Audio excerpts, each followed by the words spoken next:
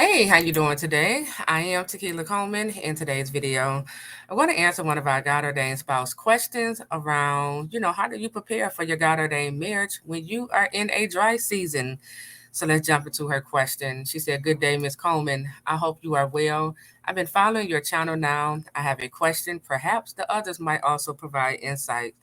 I know we have been preparing for these God ordained marriages. In many ways, for some of us, it has been years. But how do you go about it when you're dry? No job, living situation is not ideal, finances, etc. It's not the most attractive thing. And personally, I was pursuing a professional career before my wilderness season, so I lost everything. God hasn't restored yet. I'm not sure. Sometimes I feel He restores much quicker for others. I can't afford a wedding. A God ordained marriage might involve friends and in laws who don't agree with going ahead with a marriage because of such a situation. Or there may be some cultural expectation. This is not about being lazy, not applying for jobs enough, not being innovative, unbalanced, etc. Sometimes life just has you in a humble place. I live in an obscure rural area now. Before the divine separation, I was pursuing a master's degree, had two jobs outside the country, and I feel bad that my God ordained spouse knows I'm struggling and want to hide because I haven't achieved much in my life, though I was a go getter. Please let me know what you think. All right.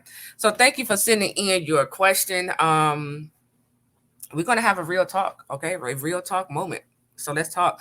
And it's no judgment, okay? I do recommend if you all want to comment and provide your own insight, no judgment, okay? Just go ahead. We want to support one another, and make sure we are just giving, encouraging, uplifting advice, okay? Now, I'm going to share with you exactly how, when I was in this situation, how God spoke to me, right? So, first thing is first, let me start off just by saying this. For those of you who are standing for your God ordained love story, you're standing for your God ordained marriage. God has already revealed to you who your spouse is, but yet you find yourself in a dry season.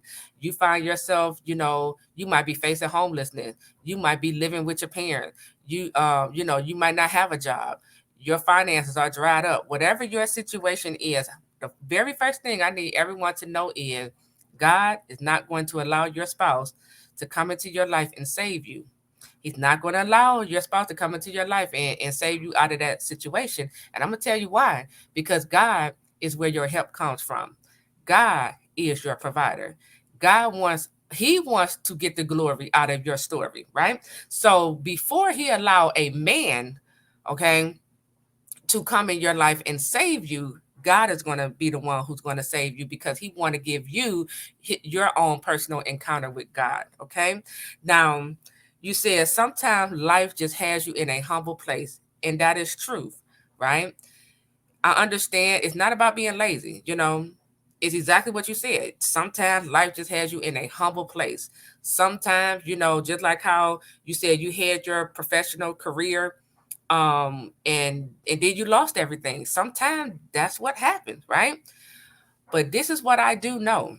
Even when life has you in a humble place, there's something, either it's something in you or around you or in your home that God is waiting for you to tap into, okay? God would never have any of us in a situation where, you know, like we can't tap into, the very thing we need that's going to help improve our situation. It's always something, it's called what is in your hand, right? So I understand, your living your living environment, I understand where you're at, you've been applying for jobs, uh you're just not, in a ideal situation. I get all of that. But here's what I'm getting to, okay? Because if you do nothing, you're going to continue to get nothing. You're going to stay in that same situation. So I need you to begin to look within. What are my skills, gifts, and talents? What can I tap into? What is it that I know how to do? What can I do right here in this home? Right? You have an internet. So what are your skills? How can I put these skill set to use over the internet? Okay. If I don't know sales and marketing, then this is the time for you to learn it. Okay. If I don't know, maybe I need a website just to get my business started. And if I don't know how to do it, go on YouTube, go to YouTube University and type in, how do I build my own website?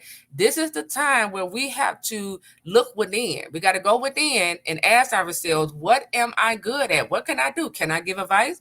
If so, okay, go get you a PayPal, sign up for PayPal, and go to freeconferencecall.com.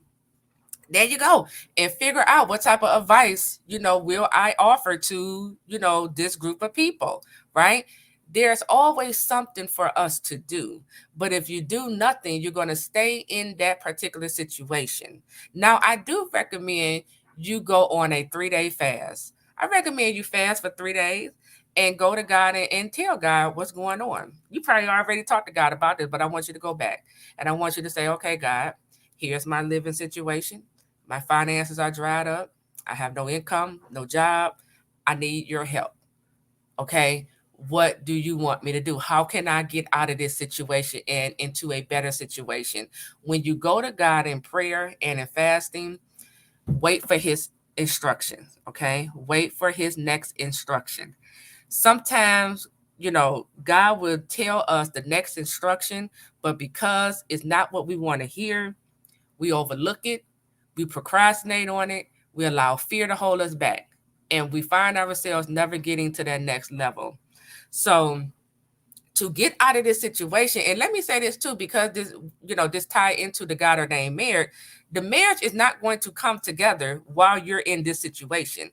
I have to say this, not only to you, but to everyone, because it's a lot of y'all in this situation where your finances are dried up. Your living situation isn't ideal, but yet, it's like your mindset, people's mindset is on, you know, I believe people's mindset is focused on their spouse coming in and helping them to improve their life. And that's not the case. Okay. And I'm just telling you what God told me. He's not going to allow your spouse to come in and save you. Okay. He's not, because God doesn't want you to give that credit to your spouse. He wants to give you his own personal encounter. God wants you to look to God for help, for the next strategy or the next instruction. Okay. God is going to lead you out of this wilderness and get you into the promised land. But we got to turn to God first, and we got to be listening to his next instruction. When I was faced with homelessness back in 2018, let me tell you something. That was a scary season of my life, okay? Now, God was with me every step of the way. He even was with me before the homelessness hit my life. He began to prepare me. I was living in a 2-bedroom condo, and I heard God speaking to me. This was May of 2018. I heard God telling me, start looking for a hotel to live in. It didn't make sense. I said, why? Why do you want me to look for a hotel to live in when I'm in a 2-bedroom condo? So God said it again, look for a hotel to go live in. So I was obedient to it. It didn't make sense, but I said, okay, let me start looking up these hotels. I found an extended stay. So that was in May 2018. October of 2018, that's when homelessness hit my life. But because I was prepared and I responded to what God was telling me, I had enough money. I only had $600 to last me for 1 month. I had enough money to pay for 1 week hotel stay at an extended stay. After that 1 week, I went to God. I was in the bathroom. Okay. Kids sleep. I went in the bathroom. I said, God, okay, this is the situation. I gotta have, I gotta pay another week, for this hotel if we want to stay here. I have no money. I began to pour out my heart to God. I said, I need you to help. I need you to move in my life. I said, I know you didn't bring us here to see your grandkids and I out here, homeless, living in a car. Okay. I went there with God. And let me tell you something. That was a Tuesday night. Wednesday, the next day, we checked out of that hotel. Long story short, when we got through Wednesday night, we got through Thursday night. We did not have to sleep in the car. Friday came. The same person that caused us to be homeless was the very person God used to hand me a check for $3,650. Now, let me tell you something. But even after God sent the money, God told me, because he was growing me up, okay? He was growing me up, and he didn't want me to just be dependent, or looking for a handout, right? And I'm not saying you are, but I'm just telling my story here. Even after God sent the $3,650, God said, I need you to work. And because I had my 3 children, because I didn't believe in trying to afford daycare, right, and struggle to pay your bills, right, I used what was in my hand. I had a cell phone and I had a car. And you know what I did? I tapped into DoorDash. I think I was the first to dash with my children. I think I was the first. I had it all on YouTube, okay? I took what was in my hand and I used it to help bring in income. While I was out there, I DoorDash with my children for 2 years. That it brought in $3,000 per month, enough to pay the hotel fee, enough to help get me out of that situation. So I share my story with you because I know you are in a dry season. I know, life has you in a humble place, but what is in your hand? What can you do? Can you write a book?